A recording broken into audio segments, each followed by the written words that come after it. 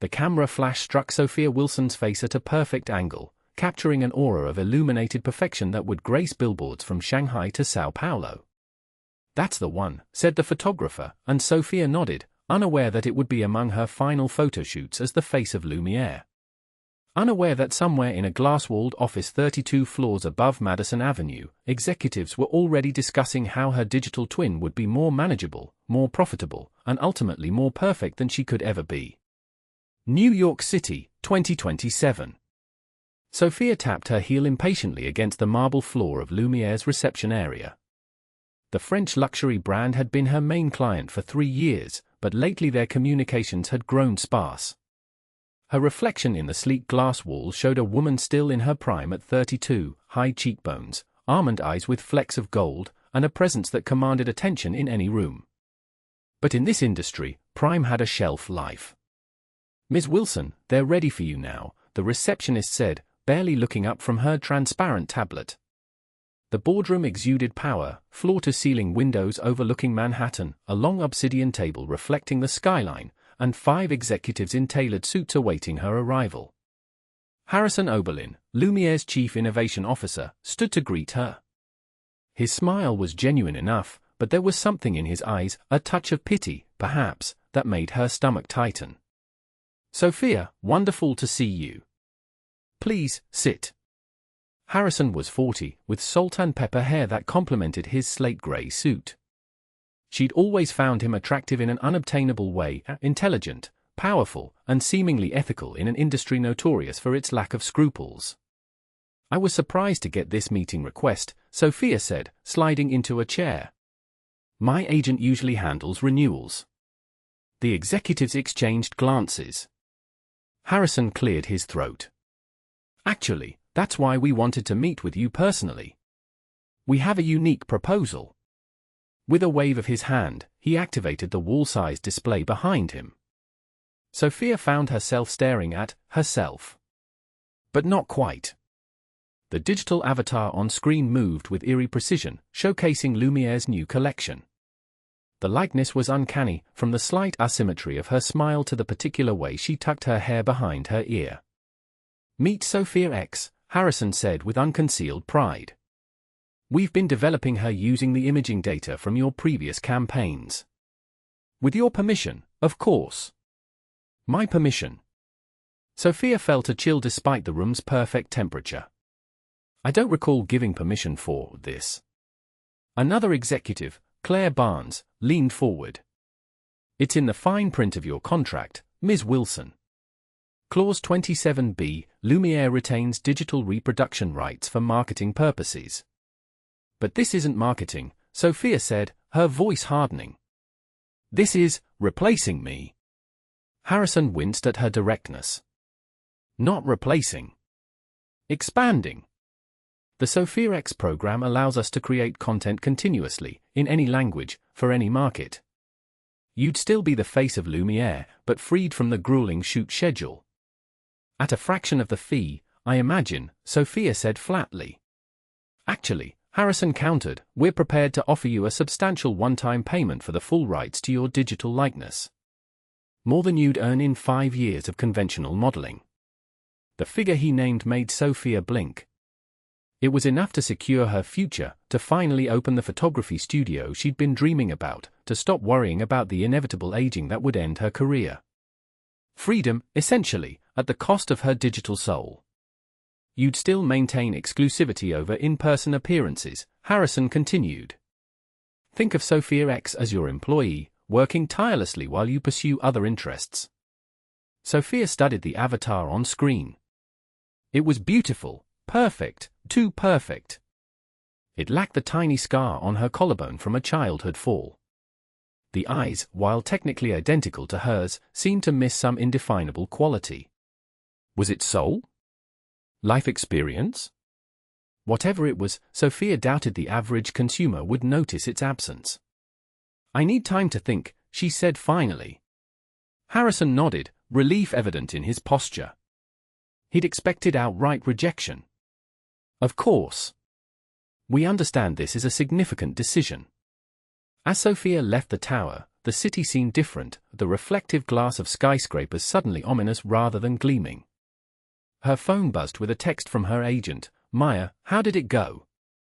Call me ASAP." Instead, Sophia switched off her phone and walked toward Central Park. She needed to think without Maya's aggressive pragmatism influencing her decision. Maya would tell her to take the money, that this was the future, and Sophia would be a fool to fight it. The park offered a respite from technology, but not from her thoughts. On a bench overlooking the lake, Sophia watched children feeding ducks, elderly couples walking hand in hand, teenagers lounging on the grass, all real, all flesh and blood, all imperfect. Was she ready to surrender her image to algorithms? To watch a perfected version of herself continue while she faded into obscurity? Her reverie was interrupted by a deep voice.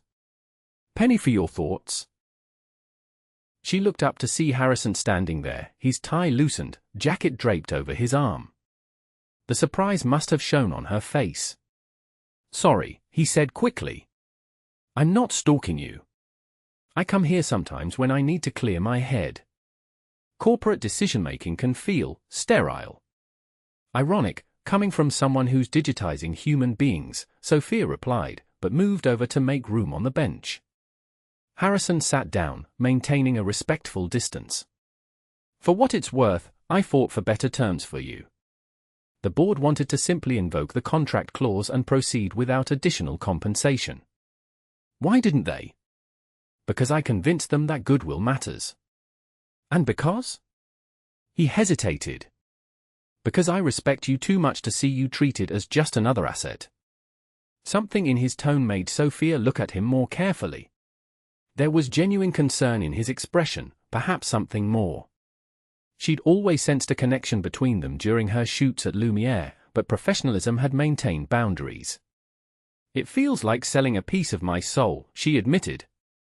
"Once I sign those rights away, what's to stop Lumière from making SophiaX do things I would never do? Wear things I would never wear? Say things I would never say?" Harrison looked troubled. "There are ethical guidelines in the contract. SophiaX won't be used for anything outside Lumière's luxury market. Guidelines can change. Contracts can be reinterpreted." She turned to face him fully. "Be honest with me, Harrison. If you were in my position, would you sign?" The question caught him off guard. He stared out at the lake, considering. 2 years ago, I would have said no. But now. He sighed. The technology exists. If it's not Lumière creating digital models, it will be someone else. At least with us, you'd be compensated fairly. That's not an answer. I know. Their eyes met. The truth is, I don't know what I'd do. But I can promise you this, if you sign, I'll personally oversee SophiaX's implementation. I'll make sure your digital self maintains the integrity of the real you. The promise hung between them, weighted with implications both professional and personal. Sophia felt a flutter of something unexpected, trust, perhaps. Or was it attraction, poorly timed? "I need to see more," she decided. "Before I sign anything, I want to understand exactly what SophiaX is capable of." "A private demonstration." Harrison nodded. "I can arrange that." "Tomorrow?" "Tomorrow." As they parted ways at the edge of the park, their hands brushed briefly, a human connection in a conversation about its digital replacement. The next evening found Sophia in Lumière's development lab, a space few outsiders ever saw. Unlike the ostentatious boardroom, this was purely functional, banks of specialized computers, motion capture equipment, and a central holographic display area. Harrison greeted her with 2 coffees. "I remembered you take it black," he said, handing her a cup. "You noticed that?" Sophia was surprised at the personal observation. "I notice a lot of things about you," he replied quietly, then quickly shifted to professional mode.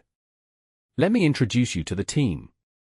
The development team consisted of 4 people: Aidan, the technical director with wild hair and wilder gestures, Natasha, a reserved AI specialist, Darius, in charge of motion capture, and Elise, the project manager who spoke with ruthless efficiency. They were clearly excited to show off their creation to the woman who had unwittingly inspired it. SophiaX is more than just a visual replica, Aidan explained enthusiastically.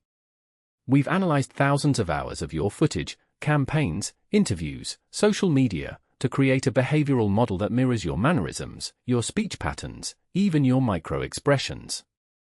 Sophia felt a chill. You've been studying me that closely.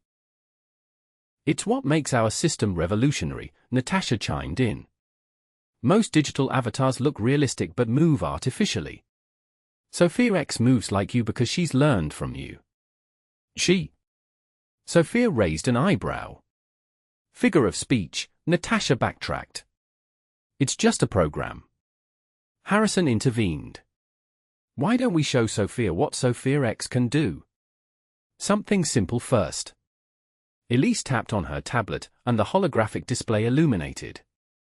SophiaX appeared, wearing a simple white dress similar to what Sophia herself had worn in a campaign the previous year. Good evening, Sophia, the digital twin said with perfect intonation. It's fascinating to meet you in person. The voice was uncanny, her voice, with every nuance intact. Sophia stepped closer, circling the hologram. Can she, respond naturally? Within parameters, Aidan explained. SophiaX can handle conversations related to fashion, Lumière products, and general topics. It's not quite passing the Turing test in open domains, but for marketing purposes, it's more than sufficient. Show me something more complex, Sophia requested, trying to keep her voice steady. Darius stepped forward. We can demonstrate a virtual fashion shoot. SophiaX showcased the Lumière winter collection, Monaco setting. The environment around the avatar shifted. Suddenly, SophiaX was walking along a digital recreation of Monaco's harbor at sunset. Her movements were fluid, graceful, identical to Sophia's runway walk. The avatar posed against a yacht, the golden light catching her face exactly as it would Sophia's. It was beautiful, perfect, and deeply unsettling. We can change locations instantly, Elise said proudly. Paris, Tokyo, even fictional environments. No travel costs, no weather delays, no logistical nightmares. And no difficult models with opinions, Sophia murmured.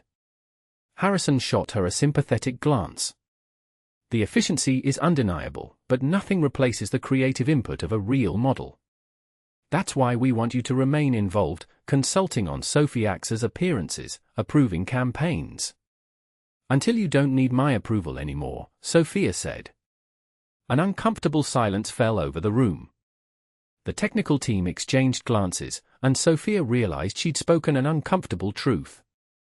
Eventually, her input would become unnecessary as the AI learned to predict her preferences. Can I have a moment alone with the program? Sophia asked suddenly. Aidan looked concerned. It's not really designed for unsupervised interaction at this stage, it's fine, Harrison interrupted. Give us the room, please. After the team filed out, Harrison moved to follow them, but Sophia caught his arm. You can stay. I trust you.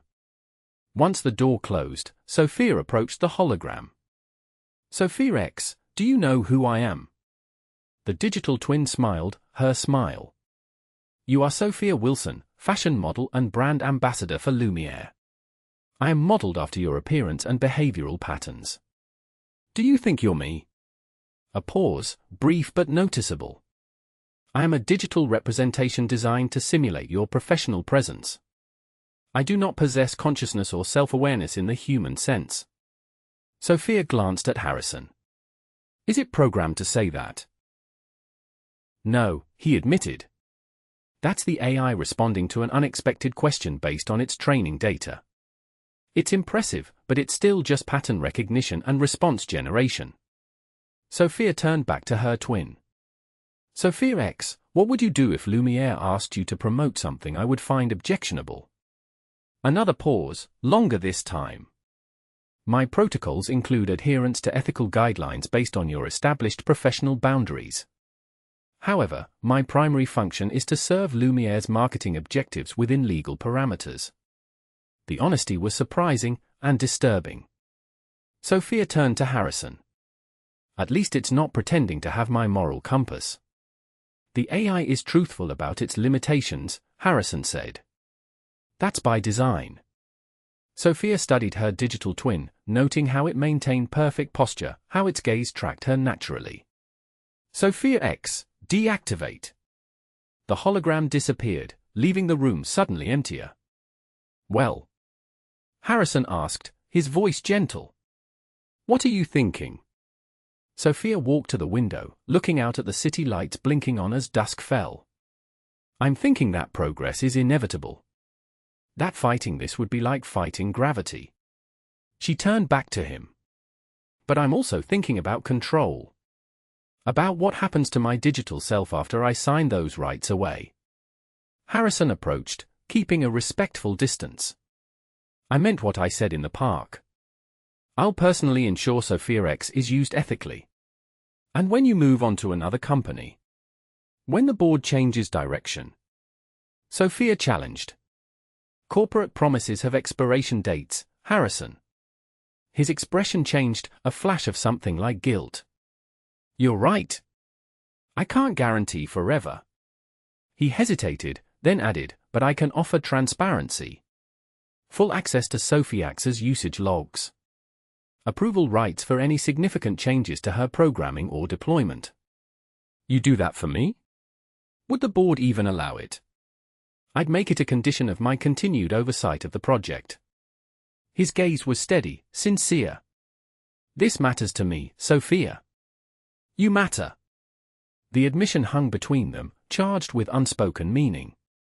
Sophia felt the professional boundary between them thinning dangerously. Why? She asked simply. Harrison looked away, composing his thoughts.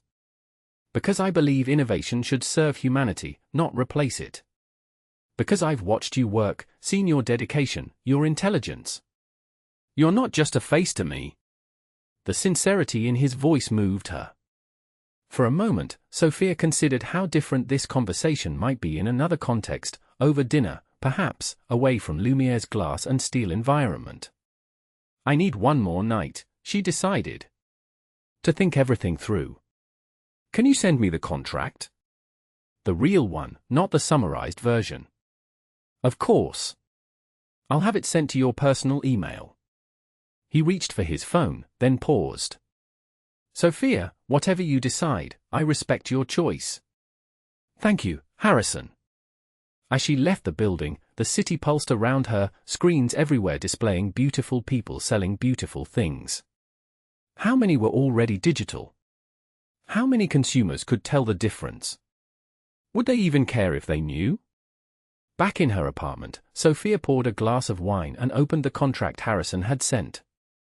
57 pages of legal language that essentially transferred ownership of her digital likeness to Lumière. She read every word, noting Harrison's additions, the ethical guidelines, the usage limitations, the transparency clauses.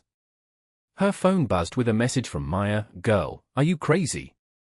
Take the money. This is the future. You can't fight it, you can only profit from it. Sophia didn't reply. Instead, she opened her laptop and searched for news about digital avatars replacing human models.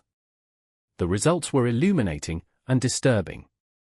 Several agencies had already begun the transition. Some models had sued, most had lost.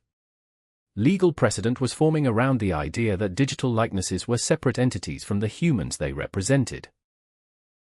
A video ad caught her attention, a famous actress who died 5 years earlier, now selling smart home products she'd never seen in her lifetime. The execution was flawless. Most viewers probably had no idea they were watching a digital resurrection. Is this my future? Sophia wondered. To be digitally reanimated long after I've moved on? To sell products I've never touched for a company that's forgotten the real me? Sleep eluded her. Around 2 a.m., she made a decision. She picked up her phone and texted Harrison, I'll sign. But I want 2 additional clauses. His response came surprisingly quickly, name them. First, I want a sunset provision. After 10 years, all rights to SophiaX revert to me. There was a long pause before his reply. The board won't like that, but I'll fight for it. And the second? Sophia took a deep breath before typing. I want to be actively involved in SophiaX's development. Not just approving campaigns, but helping shape her responses, her boundaries. If my digital self is going to exist in the world, I want her to reflect my values, not just my face. This time, the response was immediate. I think that's brilliant. It makes the project stronger. Consider it done. She felt a weight lift from her shoulders. Not completely, the decision was still fraught with uncertainty, but Harrison's willingness to champion her requests mattered. Thank you, she wrote. Then, after a moment's hesitation, are you always working this late? Only when something matters enough. The simple response made her smile. Good night, Harrison. Good night, Sophia. 2 weeks later, the contracts were signed. Sophia's bank account swelled with a sum that represented both freedom and surrender. The Lumière press release described it as a revolutionary partnership between human artistry and digital innovation, with quotes attributed to Sophia about embracing the future. She threw herself into her new role as creative director of digital identity at Lumière. 3 days a week, she worked alongside the development team, helping refine SophiaX's responses and reviewing campaign concepts. The team was initially skeptical. They were technologists, not fashion people, but Sophia's insights proved valuable. She understood nuances of posing, expression, and emotional conveyance that their algorithms missed. Harrison made a point of attending these sessions when his schedule allowed. Their professional relationship deepened into something like friendship, though both maintained careful boundaries. Occasionally, their hands would brush when reviewing the same tablet, or their eyes would meet a moment too long during team discussions. Neither acknowledged these moments, but neither forgot them either. Meanwhile, SophiaX debuted to the public. The response was overwhelmingly positive. Fashion blogs praised the innovation. Business publications highlighted the cost efficiencies. Only a few ethics-focused outlets raised concerns about the implications for human models and authentic representation. 6 months into the project, Sophia was reviewing SophiaX's latest campaign, a virtual yacht party in the Mediterranean, when she noticed something odd. In one sequence, SophiaX was wearing a dress from Lumière's upcoming collection, but the neckline was lower than Sophia remembered from the design meetings. Was this design changed? She asked Aidan, who was supervising the rendering. He looked uncomfortable. Yes. Marketing requested some adjustments for the Asian market. Why wasn't I consulted? Sophia's tone was sharp. My contract specifically requires my approval for all SophiaX appearances. You should speak to Elise about that. It came from upper management. Sophia found Elise in the project management office, surrounded by schedule charts and budget projections. Why wasn't I informed about changes to the yacht party campaign? Elise barely looked up. Minor aesthetic adjustments don't require full consultant review. It's in the operational guidelines. Show me these guidelines. With obvious reluctance, Elise pulled up a document on her tablet. There it was, a policy update from 3 weeks ago, classifying certain changes as non-substantive adjustments exempt from Sophia's approval process. Who authorized this change? The executive committee. Elise finally met her gaze. Look, Sophia, you're valuable to this project, but you're not running it. SophiaX is Lumière property now. The word stung more than Sophia expected. Where's Harrison? I need to speak with him. London office this week. Some major retail partnership? Sophia left without another word. Back in her temporary office, she called Harrison, but got his voicemail. She sent a terse text, they're changing the approval process. We need to talk. That evening, Sophia decided to review more of SophiaX's recent appearances. Using her special access credentials, she logged into Lumière's content management system and began sorting through campaigns. Most were as expected, SophiaX selling luxury goods with the same grace and poise Sophia herself would have shown. But then she found a folder labeled Market-Specific Variants.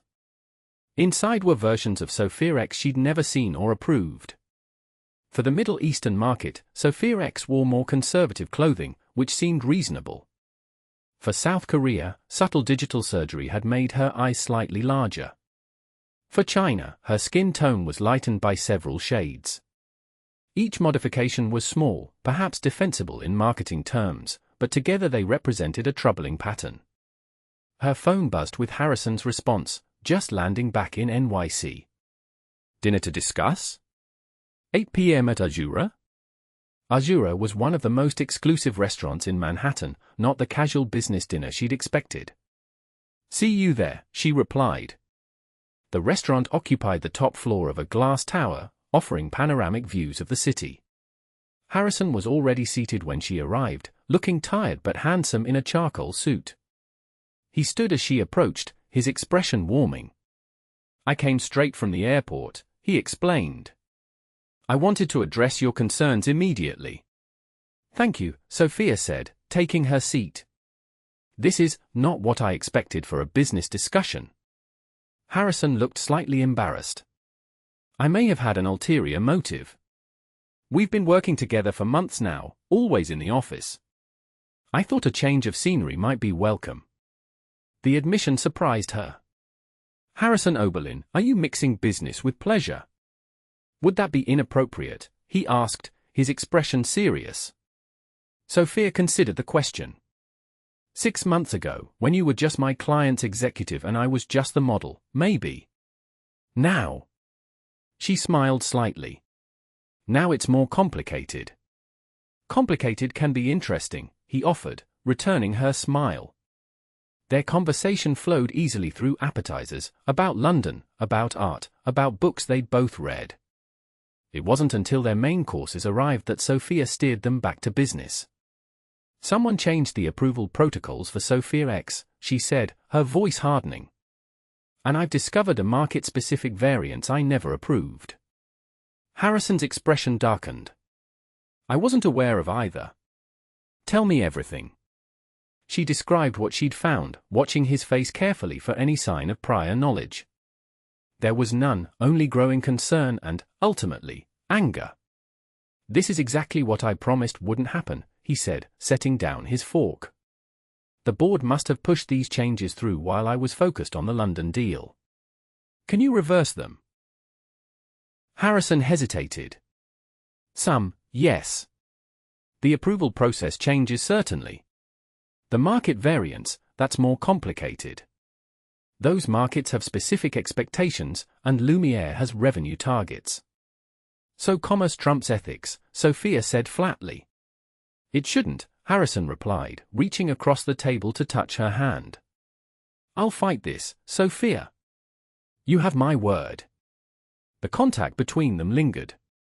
For a moment, the restaurant around them seemed to fade, the ambient noise, the clinking glasses, the spectacular view, all secondary to the simple connection between them. Why do I matter so much to you? She asked quietly. Is it the project, or is it me? Harrison's gaze was steady. It started as the project. I won't pretend otherwise. But now. He took a breath. Now it's you. Unquestionably you. The admission changed something between them.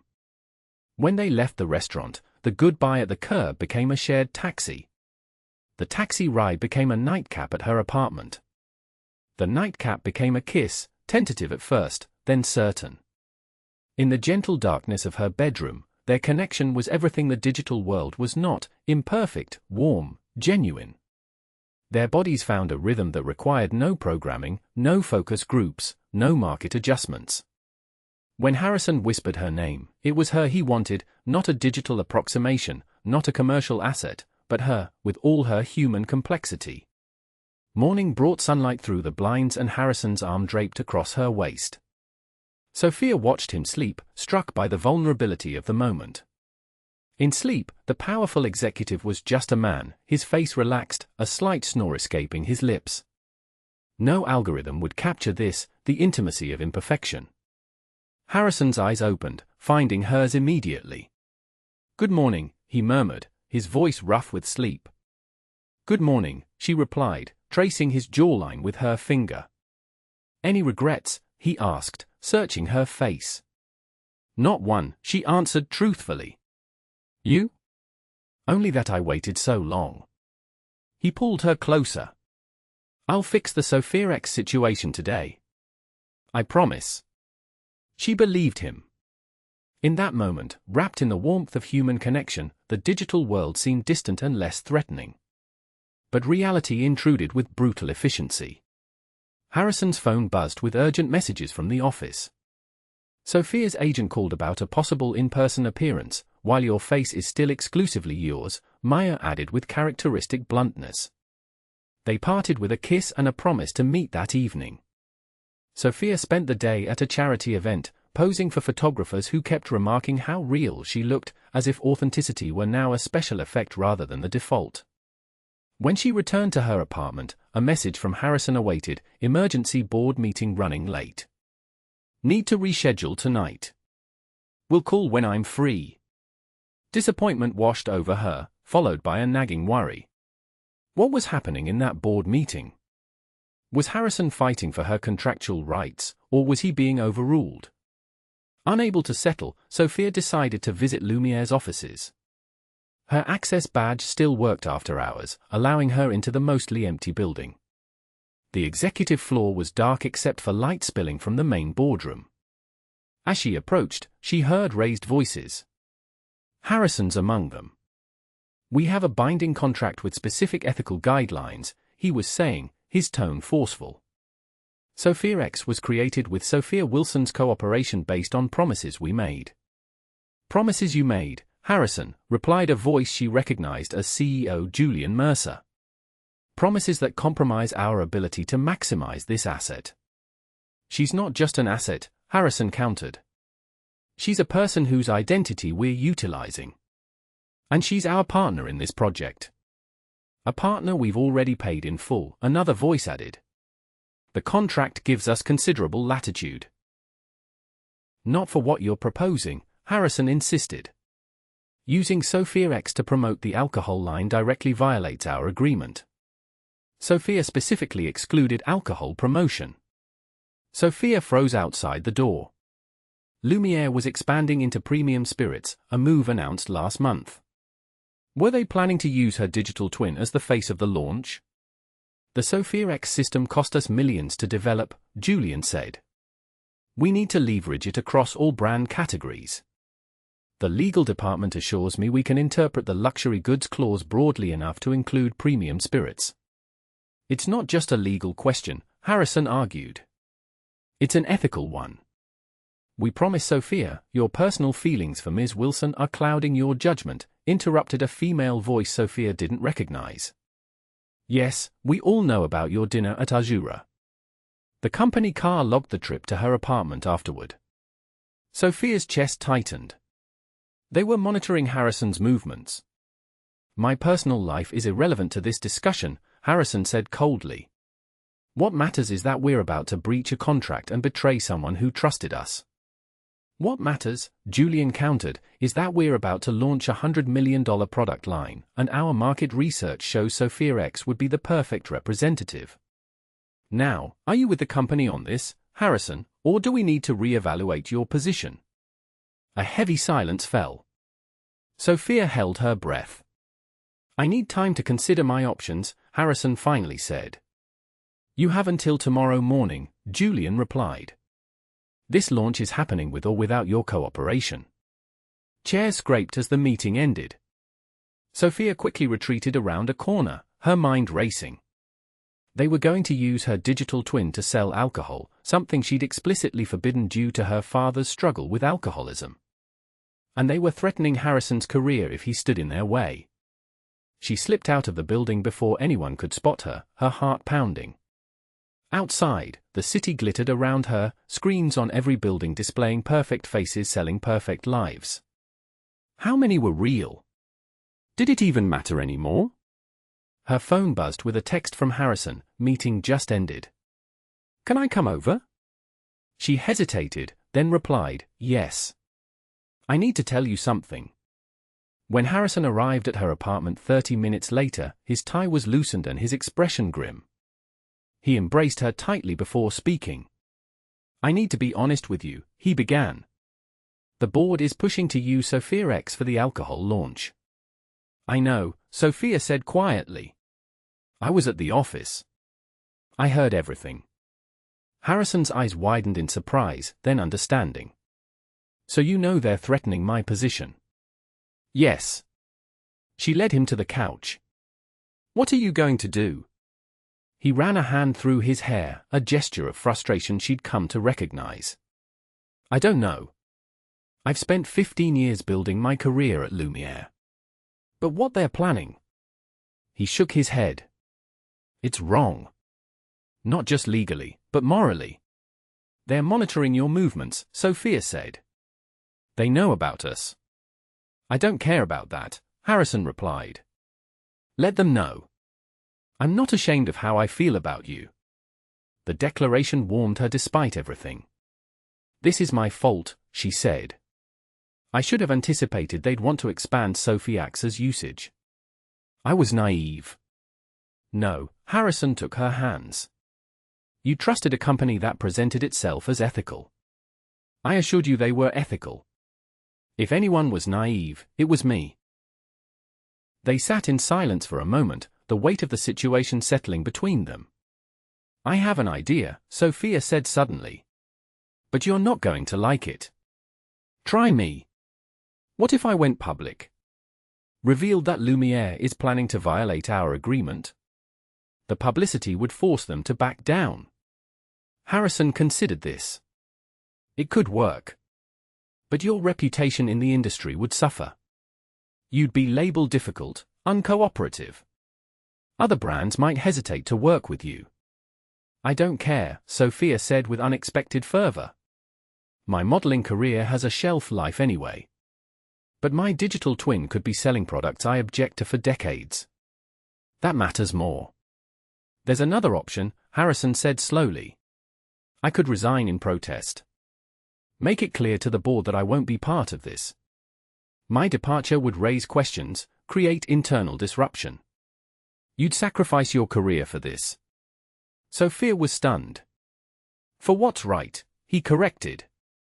And yes, for you too. He cupped her face gently.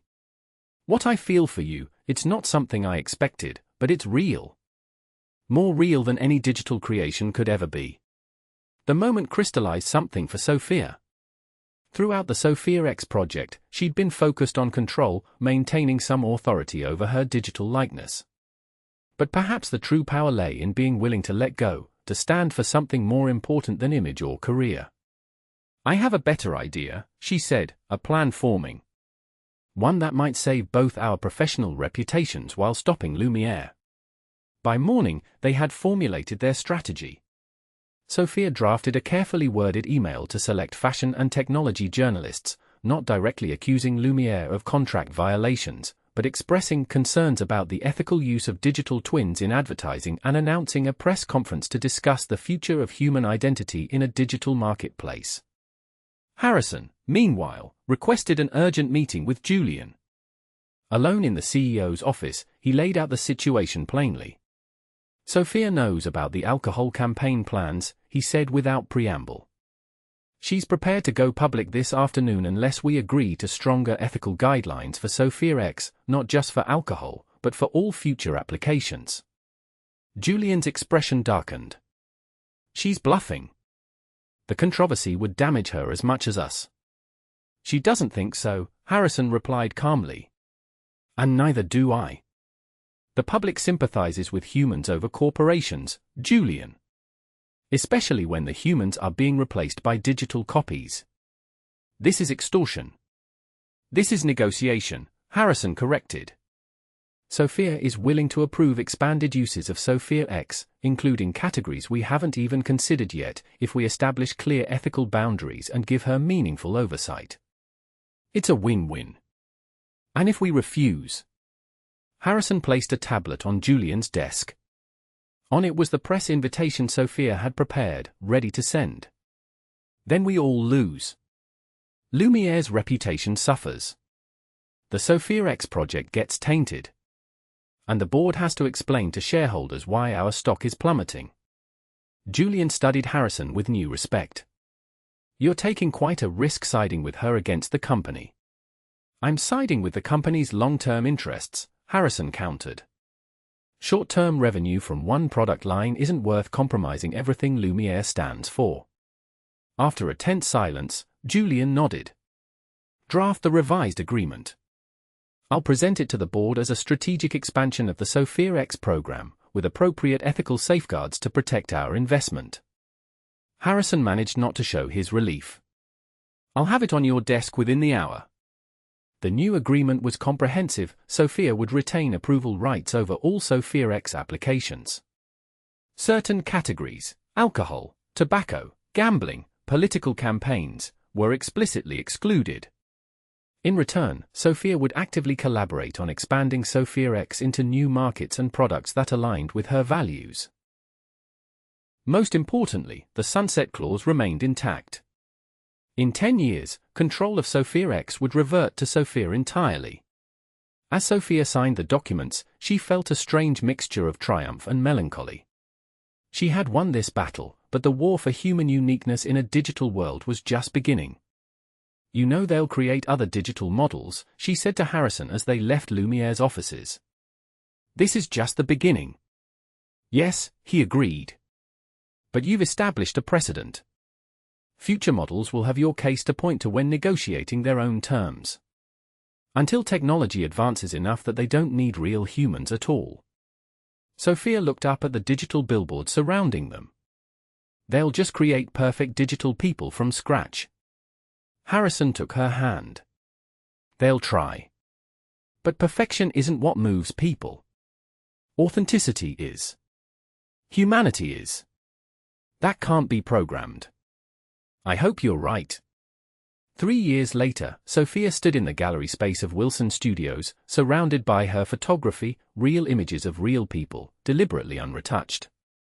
The exhibition, titled Authentic, had drawn significant attention in the art world, with critics praising its defiant humanity in a post-human aesthetic age.